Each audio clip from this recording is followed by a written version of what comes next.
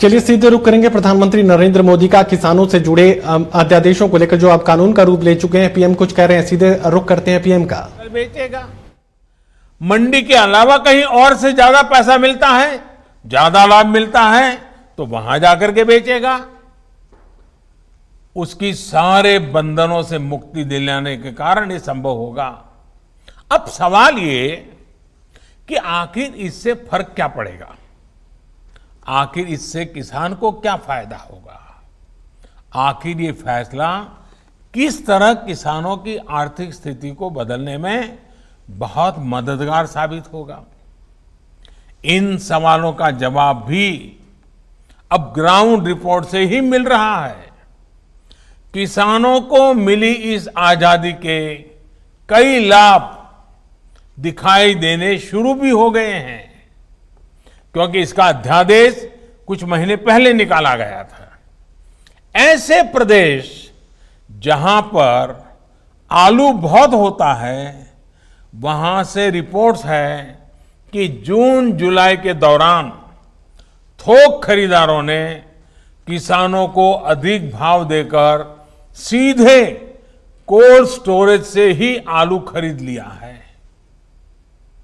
बाहर किसानों को आलू के ज्यादा दाम मिले तो इसकी वजह से जो किसान मंडियों में आलू लेकर पहुंचे थे, आखिर दबाव में आने के कारण, बाहर बड़ा ऊंचा मार्केट होने के कारण मंडी के लोगों को भी किसानों को ज्यादा दाम देना पड़ा। इसी तरह मध्य प्रदेश और राजस्थान से, वहां से जो रिपोर्ट मिली है कि वहां पर तेल मिलों ने किसानों को सीधे 20 से 30% ज्यादा देकर सरसों की खरीदी की है। मध्य प्रदेश, उत्तर प्रदेश, छत्तीसगढ़, पश्चिम बंगाल ऐसे राज्यों में दालें बहुत होती हैं। इन राज्यों में पिछले साल की तुलना में 15 से 25% तक का ज्यादा दाम सीधे किसानों को मिले हैं। दाल मिलों ने वहां भी सीधे किसानों से खरीद की है, सीधे उन्हें ही भुगतान किया है। अब देश अंदाजा लगा सकता है कि अचानक कुछ लोगों को जो दिक्कत होनी शुरू हुई है वो क्यों हो रही है। कई जगह यह भी सवाल उठाया जा रहा है कि अब कृषि मंडियों का क्या होगा। क्या कृषि मंडियां बंद हो जाएगी? क्या वहां पर खरीद बंद हो जाएगी? जी नहीं, ऐसा कतई नहीं होगा। और मैं यहां स्पष्ट कर देना चाहता हूं कि ये कानून, ये बदलाव कृषि मंडियों के खिलाफ नहीं है। कृषि मंडियों में जैसे काम पहले होता था वैसे ही अब भी होगा, बल्कि ये हमारी ही एनडीए सरकार है जिसने देश की कृषि मंडियों को आधुनिक बनाने के लिए निरंतर काम किया है। कृषि मंडियों के कार्यालयों को ठीक करने के लिए, वहां का कंप्यूटराइजेशन कराने के लिए पिछले 5-6 साल में से देश में बहुत बड़ा अभियान चल रहा है। इसलिए जो ये कहता है कि नए कृषि सुधारों के बाद कृषि मंडियां समाप्त हो जाएगी, तो वो किसानों से सरासर झूठ बोल रहा है। साथियों, बहुत पुरानी कहावत है कि संगठन में शक्ति होती है। कृषि सुधार से जुड़ा दूसरा कानून इसी से प्रेरित है। आज हमारे यहां 85% से ज्यादा किसान ऐसे हैं जो बहुत थोड़ी सी जमीन उनके पास है। किसी के पास 1 एकड़, किसी के पास 2 एकड़, किसी के पास 1 हेक्टेयर, किसी के पास 2 हेक्टेयर। सब छोटे किसान हैं, छोटी सी जमीन पर खेती करके अपना गुजारा करता है। इस वजह से इनका खर्च भी बढ़ जाता है और उन्हें अपनी थोड़ी सी उपज बेचने पर सही कीमत भी नहीं मिलती है। लेकिन जब किसी क्षेत्र के ऐसे किसान अगर एक संगठन बनाकर यही काम करते हैं तो उनका खर्च भी कम होता है और सही कीमत भी सुनिश्चित होती है। बाहर से आए खरीदार इन संगठनों से बाकायदा समझौता करके सीधे उनकी उपज खरीद सकते हैं। ऐसे में किसानों के हितों की रक्षा के लिए ही दूसरा कानून बनाया गया है। एक ऐसा अनोखा कानून है जहां किसान के ऊपर कोई बंधन नहीं होगा। किसान के खेत की सुरक्षा, उसकी जमीन की मालिकी की सुरक्षा, किसान को अच्छे बीज, किसान को अच्छी खाद, सभी की जिम्मेदारी जो किसान के साथ कॉन्ट्रैक्ट करेगा उस खरीदार की होगी। किसान से जो समझौता करेगा उस समझौता करने वाले की होगी। साथियों, इन सुधारों से कृषि में निवेश बढ़ेगा, किसानों को आधुनिक टेक्नोलॉजी मिलेगी, किसानों के उत्पाद और आसानी से अंतर्राष्ट्रीय बाजार में पहुंचेंगे। मुझे बताया गया है कि यहां बिहार में हाल ही में 5 कृषि उत्पादक संघों ने मिलकर चावल बेचने वाली एक बहुत मशहूर कंपनी के साथ एक समझौता किया है। इस समझौते के तहत 4000 टन धान वो कंपनी बिहार के इन एफपीओ से खरीदेगी। अब इन एफपीओ से जुड़े किसानों को मंडी नहीं जाना पड़ेगा। उनकी उपज अब सीधे नेशनल और इंटरनेशनल मार्केट में पहुंचेगी। साफ है कि इन सुधारों के बाद खेती से जुड़े बहुत सारे छोटे बड़े उद्योगों के लिए बहुत बड़ा मार्ग खुलेगा। ग्रामीण उद्योगों की ओर देश आगे बढ़ेगा। मैं आपको एक और उदाहरण देता हूं। मान लीजिए कोई नौजवान एग्रीकल्चर सेक्टर में कोई स्टार्टअप शुरू करना चाहता है, वो चिप्स की फैक्ट्री ही खोलना चाहता है। अभी तक ज्यादातर जगह होता यह था कि पहले उसे मंडी में जाकर आलू खरीदने होते थे, फिर वो अपना काम शुरू कर पाता था।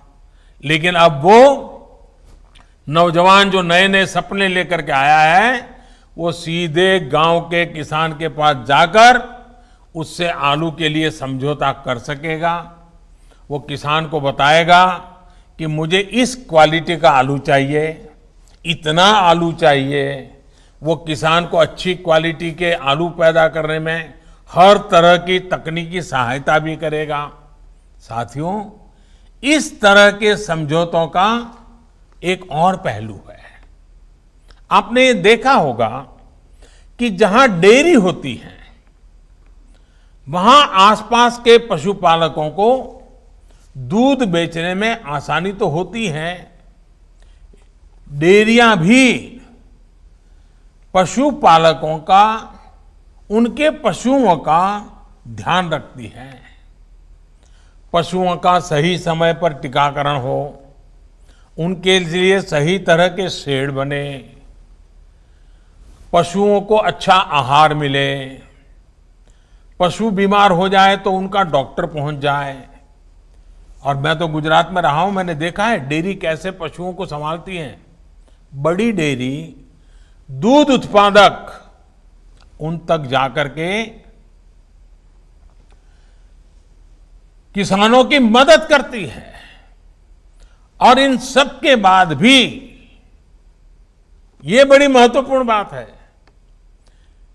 ये जो दूध खरीदने का काम है वो तो डेयरी कर लेती है, लेकिन पशु का मालिक तो पशुपालक या किसान ही रहता है। पशु का मालिक कोई और नहीं बनता है। वैसे ही जमीन का मालिक किसान ही रहेगा। ऐसे ही बदलाव अब खेती में भी होने का मार्ग खुल गया है। साथियों, ये भी जग जाहिर रहा है कि कृषि व्यापार करने वाले हमारे साथियों के सामने एसेंशियल कमोडिटी एक्ट के कुछ प्रावधान हमेशा आड़े आते रहे हैं। बदलते हुए समय में इसमें भी बदलाव किया है। दालें, आलू, खाद्य तेल, प्याज जैसी चीजें अब इस एक्ट के दायरे से बाहर कर दी गई है। अब देश के किसान बड़े बड़े स्टोर हाउस में, कोल्ड स्टोरेज में इनका आसानी से भंडारण कर पाएंगे। जब भंडारण से जुड़ी कानूनी दिक्कतें दूर होगी तो हमारे देश में कोल्ड स्टोरेज का भी नेटवर्क और विकसित होगा, उसका और विस्तार होगा। साथियों, कृषि क्षेत्र में इन ऐतिहासिक बदलावों के बाद, इतने बड़े व्यवस्था परिवर्तन के बाद कुछ लोगों को अपने हाथ से नियंत्रण जाता हुआ दिखाई दे रहा है। इसलिए अब ये लोग एमएसपी पर किसानों को गुमराह करने में जुटे हैं। ये वही लोग हैं जो बरसों तक एमएसपी पर स्वामीनाथन कमेटी की सिफारिशों को अपने पैरों के नीचे दबाकर बैठे रहे। मैं देश के प्रत्येक किसान को इस बात का भरोसा देता हूं कि एमएसपी की व्यवस्था जैसे पहले चलती आ रही थी वैसे ही चलती रहने वाली है। इसी तरह हर सीजन में सरकारी खरीद के लिए जिस तरह अभियान चलाया जाता है वो भी पहले की तरह चलते रहेंगे। साथियों, किसानों को एमएसपी देने और सरकारी खरीद के लिए जितना काम हमारी सरकार ने किया है वो पहले कभी नहीं किया गया। बीते 5 साल में जितनी सरकारी खरीद हुई है और 2014 से पहले के 5 साल में जितनी सरकारी खरीदी हुई है उसके आंकड़े देखोगे तो कौन सच बोल रहा है, कौन किसानों के लिए काम कर रहा है, कौन किसानों के भलाई के लिए काम कर रहा है, इसकी गवाही वहीं से मिल जाएगी। मैं अगर दलहन और तिलहन की ही बात करूं तो पहले की तुलना में दलहन और तिलहन की सरकारी खरीद करीब करीब 24 गुना अधिक हो की गई है। 24 गुना अधिक। इस साल कोरोना संक्रमण के दौरान भी रबी सीजन में किसानों से गेहूं की रिकॉर्ड खरीदी की गई है। इस साल रबी में गेहूं, धान, दलहन और तिलहन को मिलाकर किसानों को 1,13,000 करोड़ रुपए एमएसपी पर दिया गया है। ये राशि भी पिछले साल के मुकाबले 30% से ज्यादा है। यानी कोरोना काल में न सिर्फ रिकॉर्ड सरकारी खरीद हुई बल्कि किसानों को रिकॉर्ड भुगतान भी किया गया है। साथियों, 21वीं सदी के भारत का यह दायित्व है कि वो देश के किसानों के लिए आधुनिक सोच के साथ नई व्यवस्थाओं का निर्माण करे। देश के किसानों को, देश की खेती को आत्मनिर्भर बनाने के लिए हमारे प्रयास निरंतर जारी रहेंगे और इसमें निश्चित तौर पर कनेक्टिविटी की बड़ी भूमिका तो है ही। अंत में एक बार फिर कनेक्टिविटी के तमाम प्रोजेक्ट्स के लिए बिहार को, देश को बहुत बहुत बधाई देता हूं और मैं फिर एक बार आपसे वही आग्रह करूंगा कि हमें कोरोना से लड़ाई लड़ते रहना है, हमें कोरोना को पराजित करके रहना है। हमने हमारे परिवार के हर सदस्य को कोरोना से बचाना है और इसके लिए जो भी यम नियम तय किए गए हैं उनका हम सब ने पालन करना है। कोई एक उसमें छूटछाट लेता है तो फिर मामला गड़बड़ हो जाता है। हम सब ने पालन करना है। मैं फिर एक बार मेरे बिहार के प्यारे भाइयों बहनों को बहुत बहुत धन्यवाद देता हूं। नमस्कार।